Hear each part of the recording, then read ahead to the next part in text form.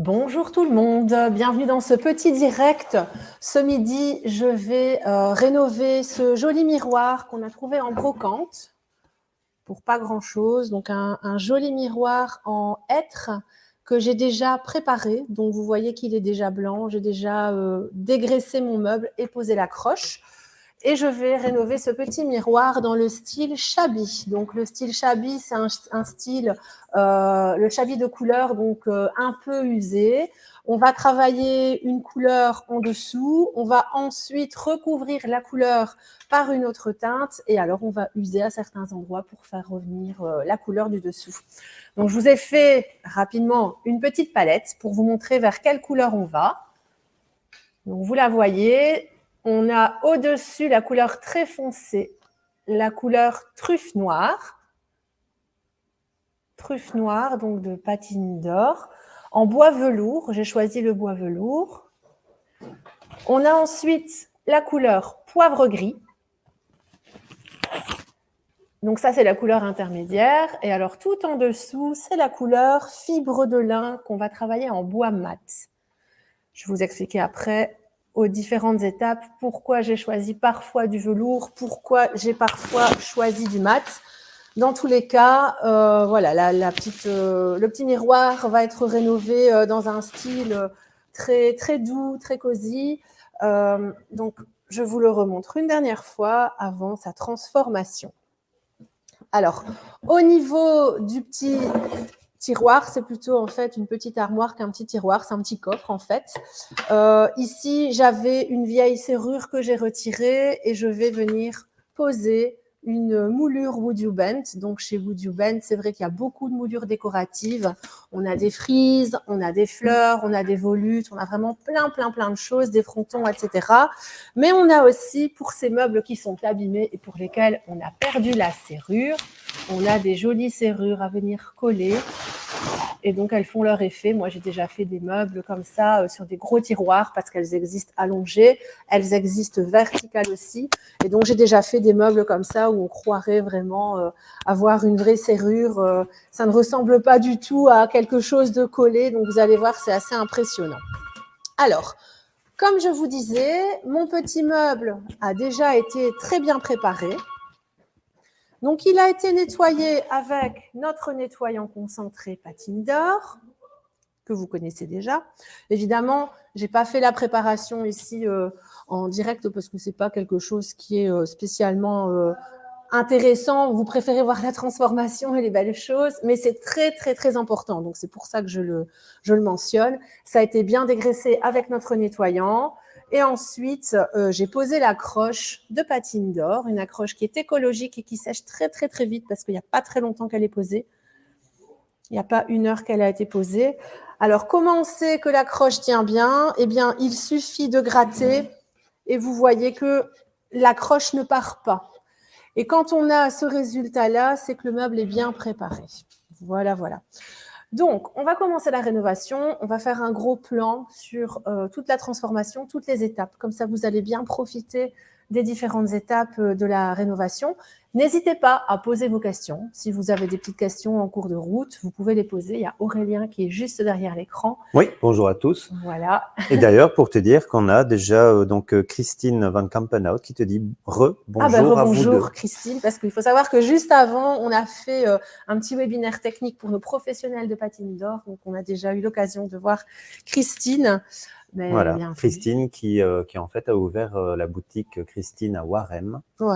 Voilà, et qui est distributrice de nos produits patine d'or. Voilà, donc on va faire le gros plan. Moi, je vais me lever pour travailler, ce sera plus confortable. Et donc, je vais commencer par la pose de ma moulure Wood You Bent. Donc, je vous remontre un petit peu ici.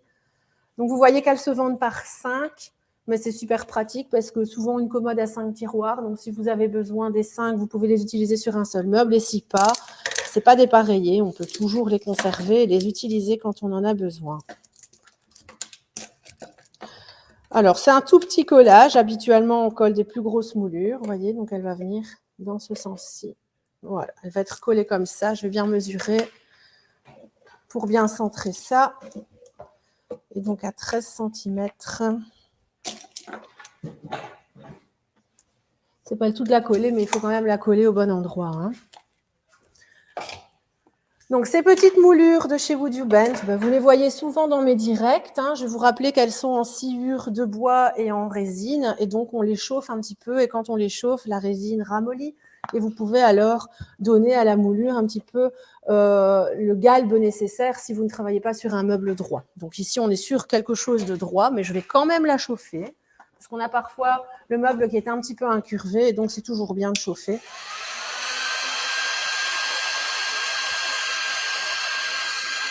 Donc, ce sont des moulures qui sont très petites et très fines. Hein. Donc, ici, je vous montre déjà, elle est ramollie, elle se plie bien. Je n'ai pas besoin de plus, donc je ne chauffe pas plus. Un petit peu de colle. La colle, nous, on utilise tout le temps la colle Titebond. C'est important de choisir une colle qui tienne la route quand vous chauffez votre moulure. Ouais, il ne faut pas quelque chose qui va couler, je veux dire, lors de l'application. Et voilà, donc ici, je la colle bien droite. Il n'y a pas grand-chose à faire au niveau de la pose de cette moulure. Je vais simplement venir frotter avec...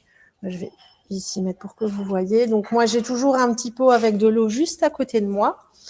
Et l'eau, elle me sert à quoi? À retirer les excédents de colle qui pourraient déborder un petit peu quand j'appuie. Pour faire adhérer ma moulure, l'excédent sort. Et évidemment, on le retire. Donc, la colle Titebond prend très, très vite. Comme on est sur quelque chose de très petit, très léger. Voilà. On appuie bien. Et le collage est fait. Donc, vérifiez bien quand vous faites ça, évidemment, de respecter le sens pour la pose de votre petite serrure. Donc, déjà, j'ai terminé avec ma moulure. Alors, ici, comme je vous disais, on va travailler l'effet Shabby. Donc, pour l'effet Shabby de couleur, on met une couleur en dessous, on met une couleur au-dessus, et après, on va venir récupérer en frottant la couleur qui se trouve juste en dessous. On peut le travailler dans deux sens. Le Shabby de couleur, vous pouvez le travailler avec une couleur plus foncée en dessous, et donc vous repeignez votre meuble en plus clair. Ça veut dire que quand vous allez user, vous allez vraiment avoir le foncé qui va ressortir. Mais vous pouvez aussi le faire dans l'autre sens, c'est-à-dire le clair en dessous, sur tout ce qui est intéressant de mettre en valeur. Donc, on va user les galbes, les moulures, tout ce qui est pieds galbés, etc., sur des petites commodes de caractère, c'est très joli. On peut aussi donc mettre le clair en dessous, peindre le meuble en foncé et ensuite user pour revenir au clair qui est en dessous. Donc là, la tendance sera beaucoup plus foncée. Moi, aujourd'hui, j'ai choisi de faire une tendance claire. Donc, mon meuble en extérieur sera couleur fibre de lin. En extérieur, ce sera la couleur claire. Et en dessous, donc, je vais poser un petit dégradé de couleur. C'est la première fois que je vais faire ça. C'est l'idée d'Aurélien. Ah, je n'ai que de bonnes idées. Donc, faire un petit dégradé de couleur où, sur toutes ces moulures, sur tous ces galbes, je vais faire un petit dégradé de couleur qui va aller de truffe noire vers poivre gris. Donc, on va commencer. Ici, je commence par le poivre gris. Alors, vous voyez ici que j'insiste sur les bords. Je ne vais pas peindre l'intégralité de mon cadre. Bon, ici, c'est encore un petit objet, donc je pourrais le faire, mais moi, je ne peins jamais l'intégralité de tout mon meuble parce que je ne vais pas user partout la couleur extérieure. Donc, je ne pose la couleur du dessous que là où je vais venir mettre des traces d'usure. J'espère que c'est bien clair pour vous. Donc, tu vas vraiment te concentrer sur les parties avec le plus de volume, le plus de relief. Je choisis vraiment de mettre ma couleur en dessous uniquement là où je vais user, en fait. C'est vraiment ça.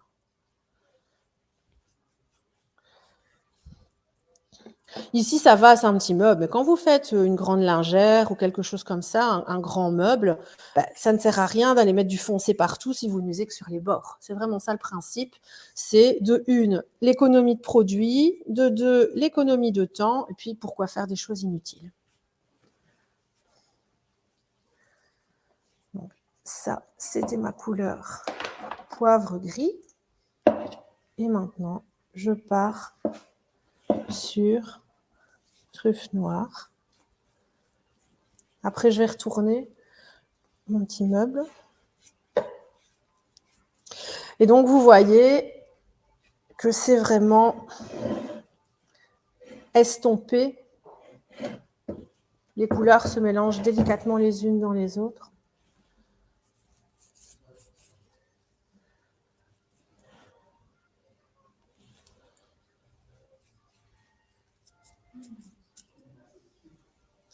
Alors, veillez quand même à mettre assez de peinture pour que la couleur du dessous soit bien opaque, d'accord ?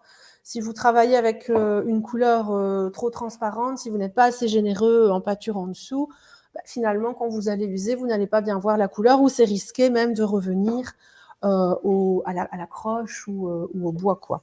Donc, il faut quand même vérifier à avoir une couleur bien opaque.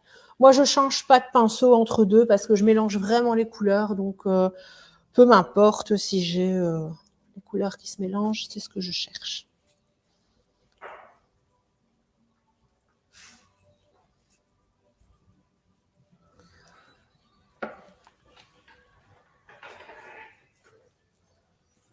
Donc, je vais retourner mon petit meuble pour le travailler de l'autre côté et vous allez certainement mieux voir comme ça le dégradé que j'ai déjà fait sur cette partie-ci.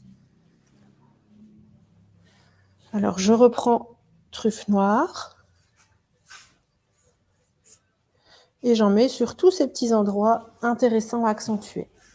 Donc, sur vos meubles, comme je vous disais, hein, les moulures, tout ce qui est arêtes de meubles aussi, hein, les arêtes, c'est super intéressant quand on peint un meuble d'accentuer ces arêtes. Donc moi, c'est quelque chose que je fais tout le temps en chablis de couleur, je fais tout le temps les arêtes. Ce qui est un petit peu plus compliqué, c'est de faire une usure sur un panneau. Par exemple, un panneau central de porte, ça va être un petit peu plus difficile de faire quelque chose de régulier, puisque vous êtes sur quelque chose de très plat. Donc, user joliment, c'est parfois un peu plus dur, mais c'est possible aussi.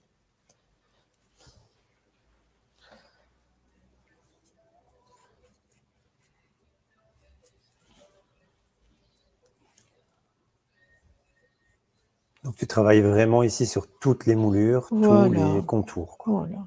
Toutes les arêtes. Toutes les arêtes.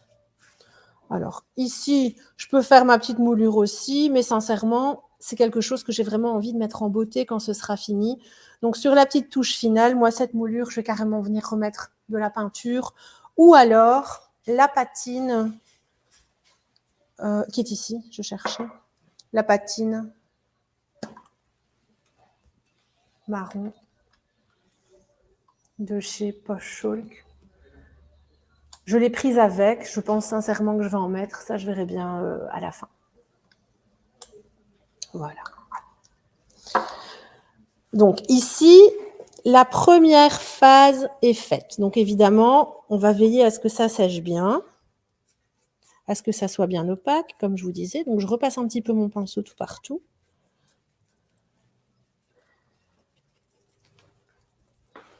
Sur tous ces endroits que je vais venir accentuer dans mon effet chablis.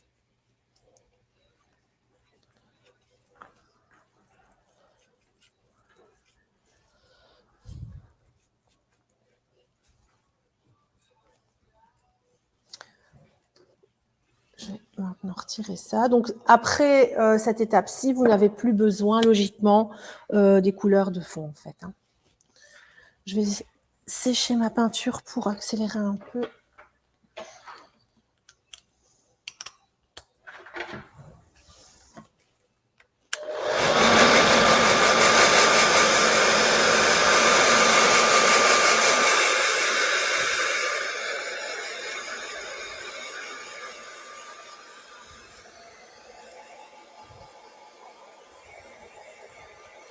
Donc moi, j'ai envie de vous montrer toute la rénovation sur ce direct. Donc je sors le sèche-cheveux, évidemment, chez vous. Vous avez le temps. Donc vous laissez sécher la première couche. Vous séchez ça naturellement. Et puis après, quand c'est bien sec, vous procédez à la mise en peinture. Hein. Moi, c'est vraiment le but de vous montrer sur un court laps de temps la rénovation complète de mon petit meuble, évidemment. C'est pas comme ça qu'on travaille dans la vie de tous les jours.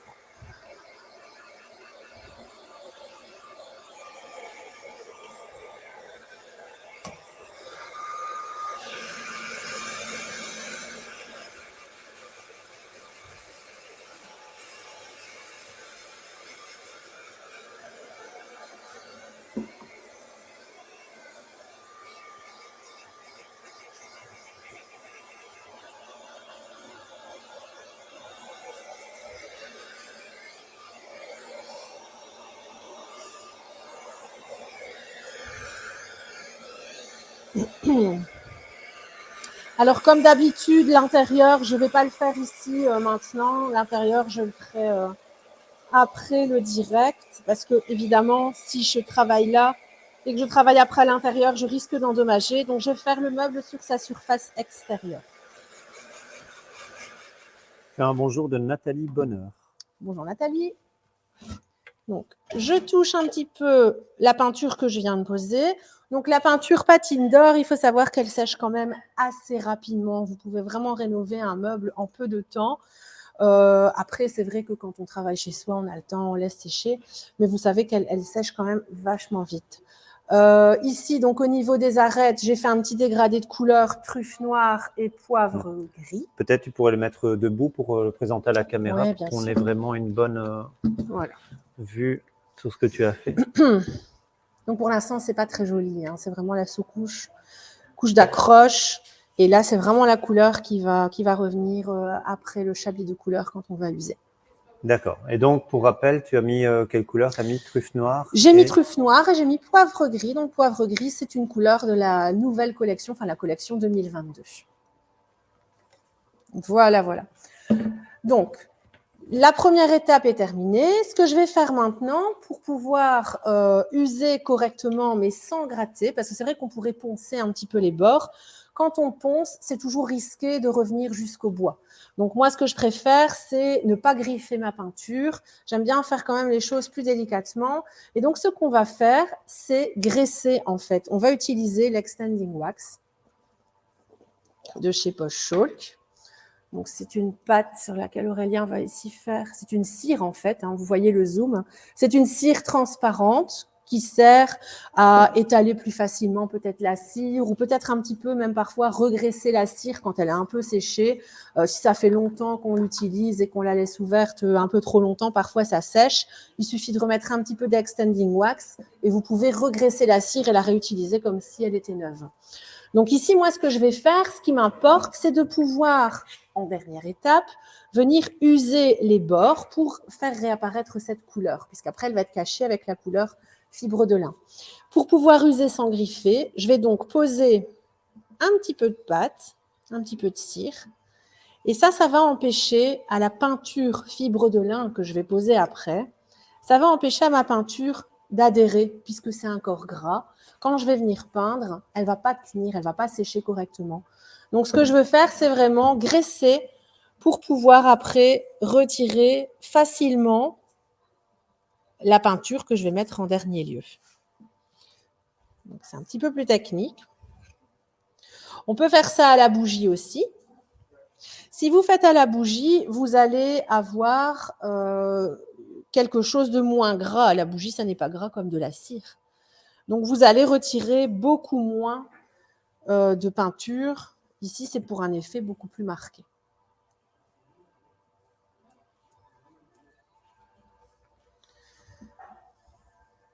Donc, c'est vraiment ton degré de générosité qui va faire qu'on aura quelque chose de plus marqué ou pas, quoi. Tout à fait. On pourrait très bien travailler vraiment que sur les arêtes des moulures.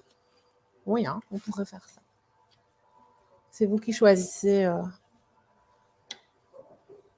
Après, il y a des styles de chablis très jolis quand c'est griffé, quand c'est un peu écorché, c'est beau aussi. Hein, ça dépend du style que vous voulez. C'est une question de goût, quoi. Parce que c'est vrai que tu peux faire un chablis vraiment très léger, comme un vraiment très, très, très marqué. Ouais, c'est une question de détails aussi, mais moi, je suis très...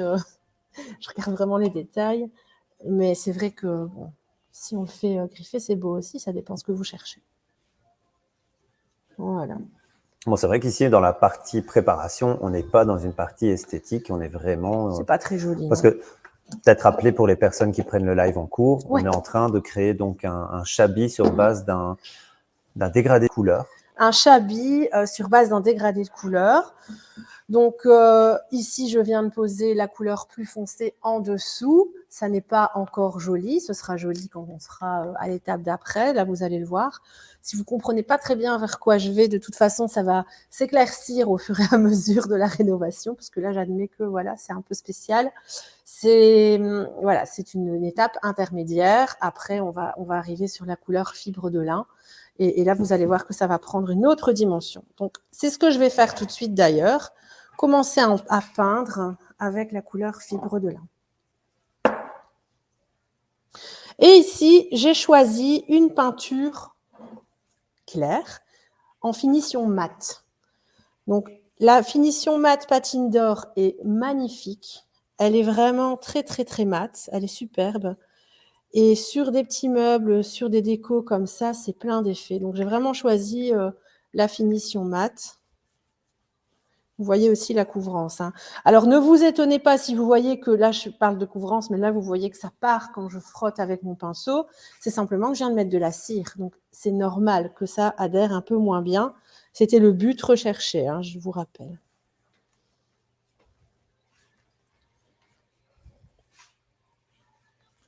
Chablis de couleur, on est sur une patine qui n'est pas spécialement régulière, qui n'est pas parfaite. Les imperfections sont magnifiques avec ces patines-là. Un petit coup de pinceau, s'il y a un petit coup de pinceau, c'est pas grave non plus.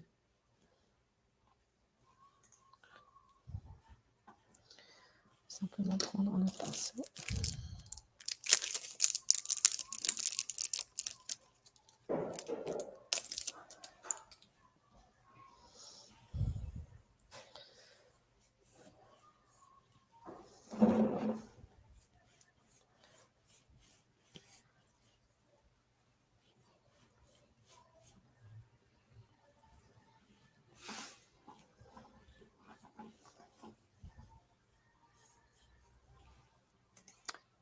N'hésitez pas à poser vos questions dans les commentaires. Hein.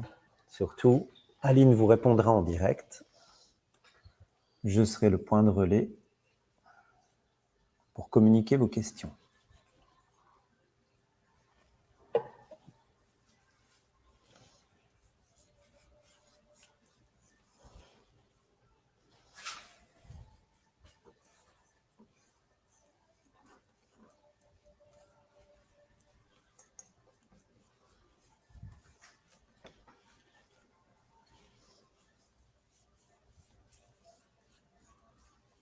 Donc avant, j'ai calfeutré aussi mon miroir, évidemment, pour ne pas l'endommager.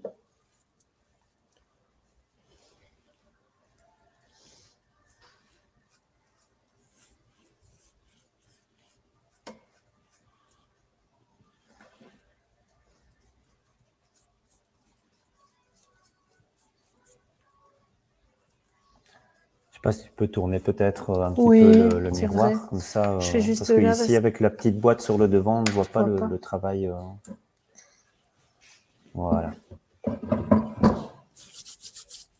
C'est vrai.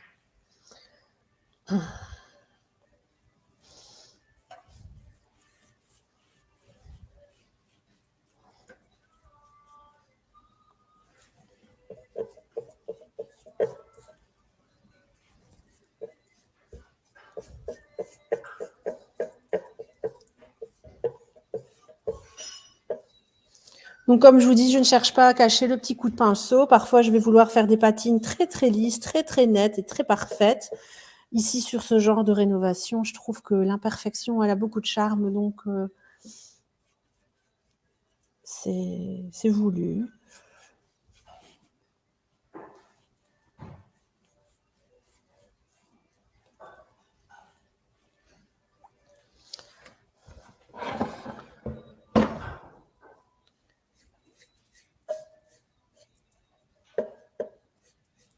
Et je ferai l'intérieur. Je vous rappelle que je ferai l'intérieur plus tard pour ne pas endommager tout ce que je suis en train de faire ici à l'extérieur.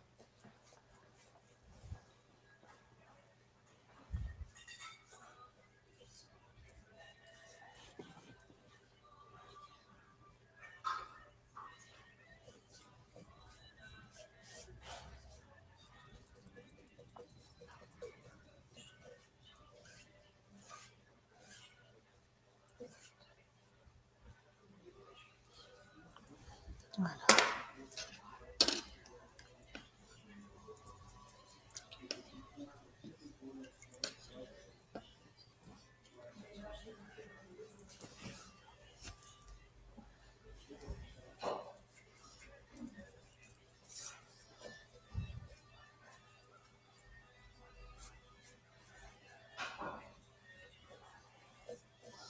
Alors ici, au niveau de la serrure, je ne vais pas chercher à faire quelque chose de parfait, de super bien rempli, complètement rempli de fibres de lin, parce que ça m'intéresse d'avoir justement quelque chose d'un peu plus vieilli, l'aspect un peu plus vieilli.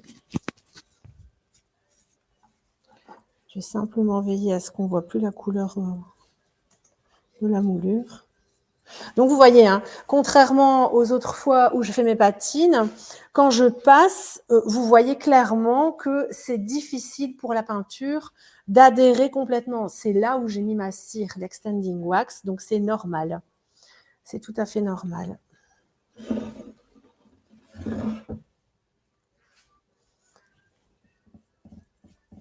En plus, j'ai bien chargé en pâte, donc...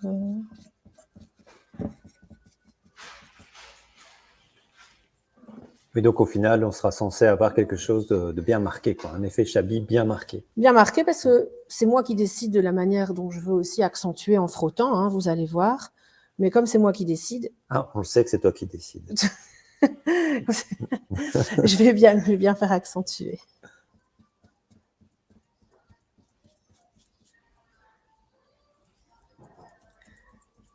Et vous voyez que je ne cherche pas la perfection en peignant.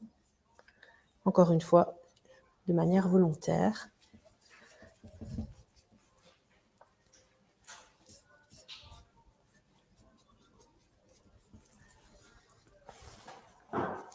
Alors, je ne vais pas faire de pochoir cette fois-ci, mais ce serait joli, hein, un petit pochoir ici, dans les coins, par exemple. Ce serait tout à fait envisageable dans un marron foncé. Hein, quand on voit les couleurs qui ont été choisies, pourquoi pas dans la patine marron foncé de poche Chalk, ce serait très beau.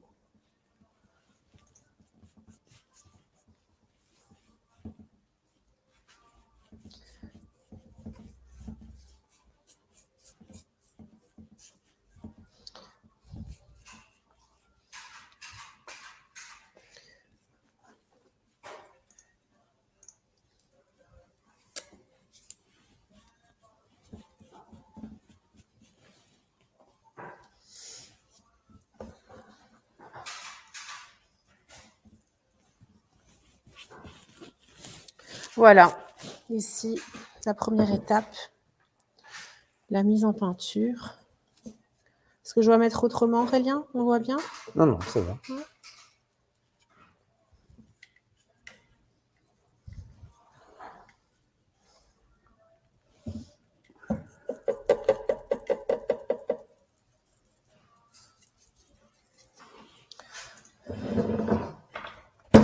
Donc, on voit clairement, il y a des endroits où ça prend moins bien. Si je veux bien accentuer les parties que je n'ai pas usées, je remets une petite couche. C'est un bonjour de Fabienne. Bonjour Fabienne. Qui te dit que c'est trop beau.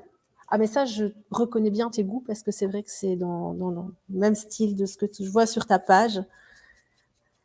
Hein, je vois beaucoup tes réalisations et c'est vrai qu'on est souvent dans ces couleurs-là. Non, c'est Fabienne Follière ici. Ah, maman d'Amandine. Bonjour. Voilà.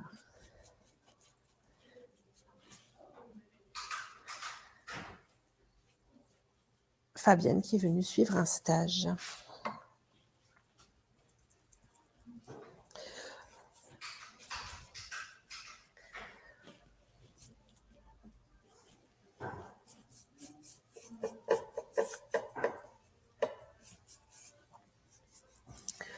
Voilà, donc je ne vais pas chercher à faire quelque chose d'hyper opaque tout partout parce que vous l'aurez compris, moi je vais après venir bien user le tout.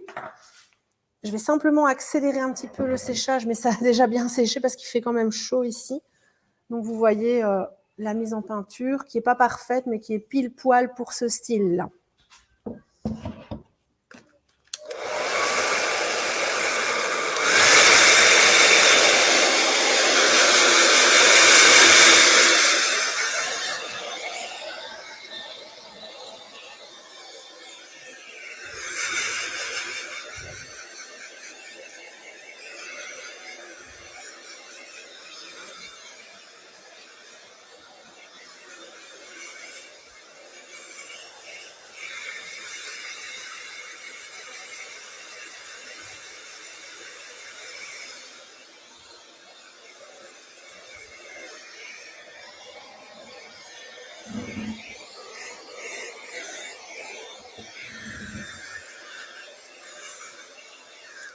Alors voilà, ici, j'ai mon petit meuble qui est peint. C'est pas parfait, c'est comme je veux. Donc, on va maintenant passer à l'étape suivante, c'est-à-dire on va user les bords. Donc, je vais mettre ici le meuble comme ça, vous allez le voir. Donc, souvenez-vous, on a d'abord peint les arêtes, les moulures, etc. avec une peinture foncée. Maintenant, ce que je vais faire, c'est user et ce sera plus facile de retirer la couche claire parce que j'ai mis après ma peinture foncée l'extending wax. Donc, j'ai graissé ma peinture foncée, ce qui fait que je vais pouvoir, sans poncer, venir retirer avec un simple frottement, venir retirer la peinture qui est au-dessus. Et donc là, vous voyez le marron qui réapparaît. Vous voyez ?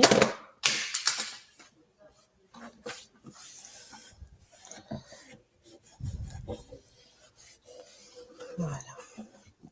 Regardez comme c'est joli. Donc, c'est plus accentué parce que j'ai mis l'extending wax. Si on travaille avec la bougie, on pourrait travailler avec la bougie. Si on travaille avec la bougie, on est sur quelque chose de beaucoup plus discret, de beaucoup plus léger. Donc, voilà, vous voyez, ici, en frottant, on revient sur la peinture qui est en dessous. Je vais à chaque fois retourner le meuble, comme ça vous voyez bien. Et on voit qu'il fait chaud parce que ça sèche bien. Je vais aller chercher. Ou alors, tu peux me ramener l'alcool fin, s'il te plaît? Voilà. Si on utilise l'alcool fin, merci. Donc, l'alcool fin, on va réussir aussi à retirer.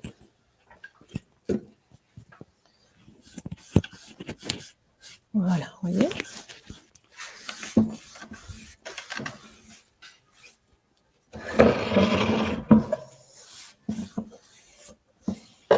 Et tout ça sans griffer, hein. Donc grâce à la cire ici qui est en dessous, j'arrive à revenir à la couche foncée sans griffer mon meuble, sans prendre de papier de verre. C'est ça qui m'a intéressée.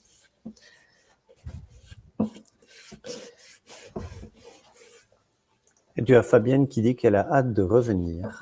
Ah ben oui, ce sont des belles journées, hein. C'est vrai.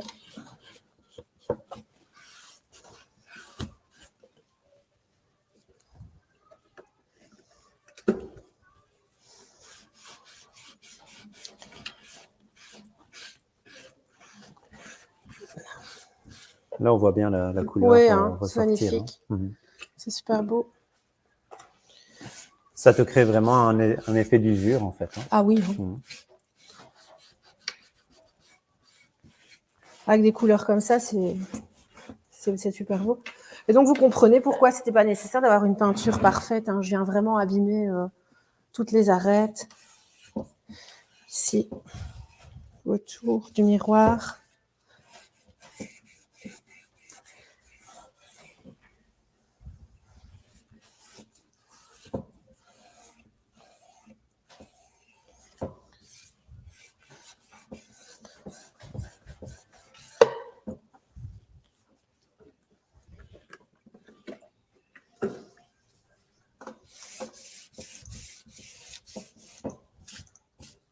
Regardez comme c'est magnifique.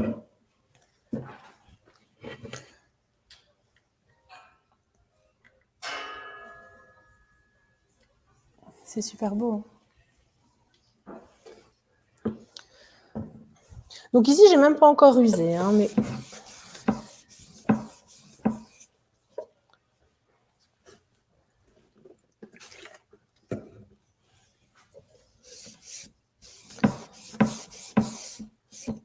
et si on frotte plus, évidemment, et qu'on utilise l'alcool fin, ben là, on arrive à la couche d'accroche. Donc, on peut aussi revenir à la couche d'accroche quand on est sur des couleurs comme ça. Ben, c'est magnifique, c'est pas gênant qu'il y ait un petit peu de blanc. Et si vous frottez encore plus, vous allez arriver jusqu'au bois. Donc, au plus vous frottez, au plus vous revenez en arrière sur les étapes que vous avez faites.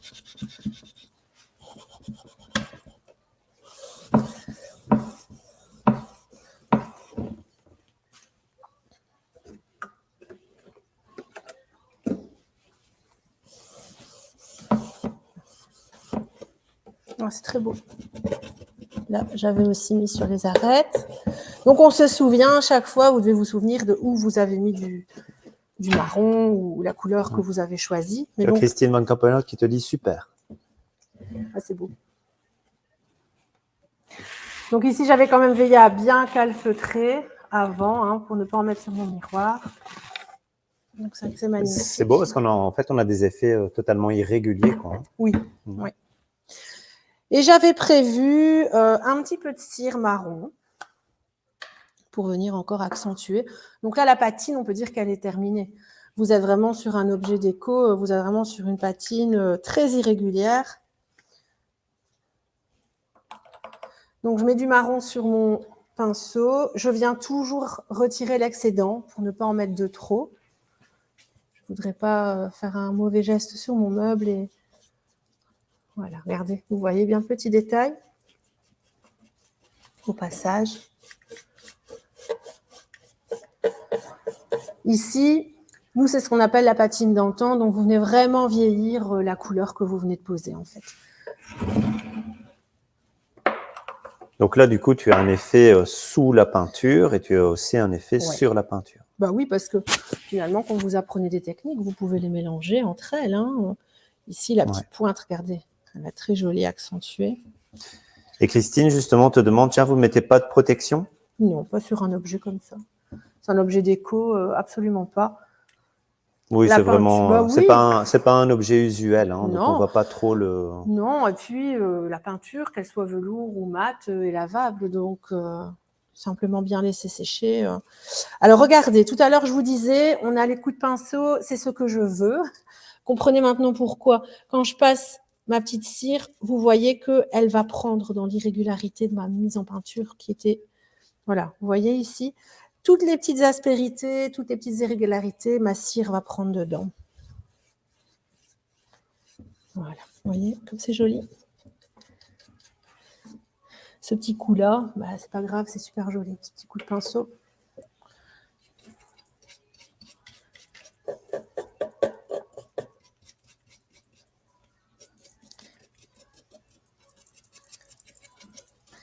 Moi, j'aime bien marquer très fort les patines que je fais. Après, vous voyez que je passe beaucoup. C'est vous qui décidez de l'intensité de la patine. Si vous aimez quelque chose de plus net, c'est vous qui allez faire moins de traces de coups de pinceau.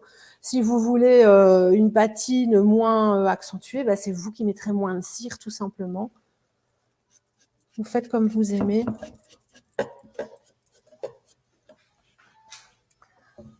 Je vais faire le dessus. Ça va comme ça, je peux... Ouais.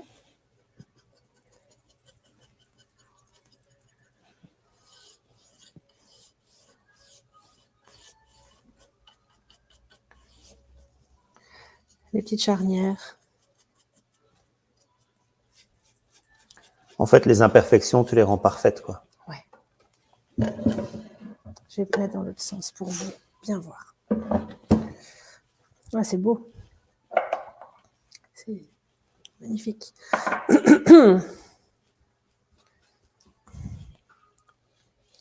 Alors ici, je suppose Aurélien qu'on le voit, mais vous voyez la différence. Souvenez-vous, il y avait 2 marrons. Hein. Donc c'est vrai que c'est encore du détail, mais là on a bien le truffe noir et là on a le poivre gris. Donc on a vraiment le plus clair en dessous et le plus foncé au-dessus. Ça fait une petite différence. Et moi je viens tout salir entre guillemets avec la cire marron foncé.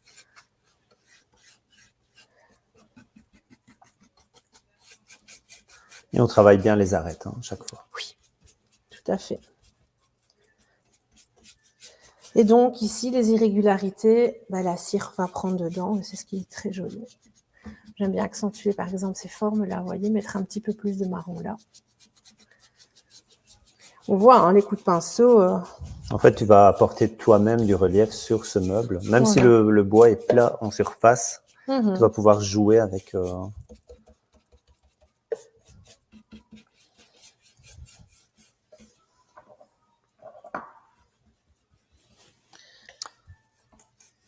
Alors, il y a Martine Bruyère qui demande « Bonjour, où pouvons-nous faire des stages en Belgique ?»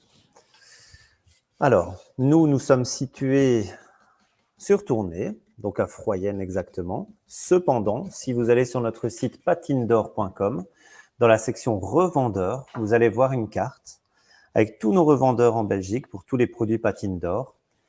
Et si vous êtes dans la région, par exemple, de Warem ou alors de Philippeville, etc., vous verrez que dans votre coin, il y a des petites épingles. Et donc, si vous cliquez sur ces épingles, vous aurez les coordonnées de nos revendeurs, de nos distributeurs. Et il y a de grandes chances que ces personnes puissent vous recevoir pour effectuer un stage chez elles. Voilà pour votre question, Martine. Eh bien, voilà le meuble qui a une toute autre allure. Alors, c'est franchement magnifique. Donc, on est sur des couleurs très tendres. Hein. Donc, je vous rappelle les couleurs. C'était truffe noire, poivre gris et fibre de lin. Poivre gris et fibre de lin étant des nouvelles couleurs de 2022. Voilà. Tu peux peut-être décalfeutrer le miroir? Ah oui, on va te voir. Pardon? On va te voir. On va me voir, oui, tout à fait.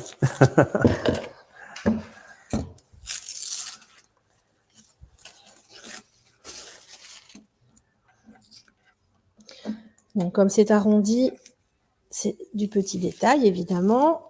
Donc, quand vous calfeutrez un miroir comme ça, si vous savez passer sous le miroir le papier à calfeutrer, c'est encore mieux. Ici, c'était possible à certains endroits et pas à d'autres. Mais il n'y a pas de souci, je vois que...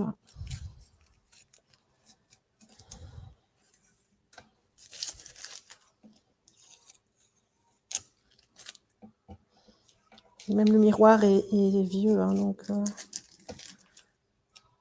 Voilà, regardez. C'est ce qui fait aussi le charme. Hein. Ah ouais, moi j'adore. Est-ce que je dois soulever? Non, vas-y, tu peux. Oui. Voilà, je vise Aurélien. Et donc comme ça, vous voyez comme c'est beau. C'est magnifique. Voilà, donc pour rappel, c'est la technique Chabi de couleur. Dans un premier temps, j'ai bien nettoyé mon meuble à l'aide du nettoyant, mais ça, vous ne m'avez pas vu le faire. Donc, j'ai bien nettoyé mon meuble à l'aide du nettoyant. J'ai posé ma couche d'accroche. Bon, au préalable, j'avais bien évidemment calfeutré le miroir, posé ma couche d'accroche. Après, sur les parties que j'ai voulu user, c'est-à-dire pour moi, toutes les courbes, la petite serrure, j'ai posé la peinture bois velours en truffe noire. Ensuite, j'ai posé aussi le poivre gris. J'ai fait un petit dégradé de couleur sous la peinture fibre de lin que j'ai posé ensuite. Et à l'aide de l'alcool fin, je suis venue user toutes les moulures, toutes les courbes pour faire revenir la couleur qui était en dessous. Donc, pour pouvoir user plus facilement, c'est vrai que j'avais aussi posé l'extending wax sur mes courbes et donc bien frotter pour faire partir la dernière couche de peinture et revenir à la couche foncée qui était en dessous. J'ai aussi ajouté la petite moulure de chez Wood You Bend. Donc, ce sont ces petites moulures en forme de serrure. C'est la moulure 996. C'est la moulure 996. Et donc, elle a été collée avec la colle Tight Bond. Et mise en valeur avec la patine dark brown, le voilà, post-chalk. Tout à fait. Donc, la seule chose qui me reste à faire, moi, c'est l'intérieur. J'ai terminé ça et mon petit meuble est prêt à être installé. Donc, je ne sais pas si vous avez des questions. Pour l'instant, il n'y en a pas. Non, mais on a toujours un tout petit décalage, donc on peut encore attendre un petit peu. Une petite minute éventuellement, si jamais il y a encore une dernière question. Voilà. Donc, suivez nos pages, hein, que ce soit Patine d'Or, que ce soit Wood You Bend. On va vous proposer des lives encore assez nombreux dans toutes les semaines à venir. Et si vous avez des idées de réalisation, n'hésitez pas à nous les envoyer, comme ça on pourra les mettre en pratique. Voilà. Voilà, ben dans tous les cas, on reste à votre disposition si vous avez des questions sur les différentes techniques.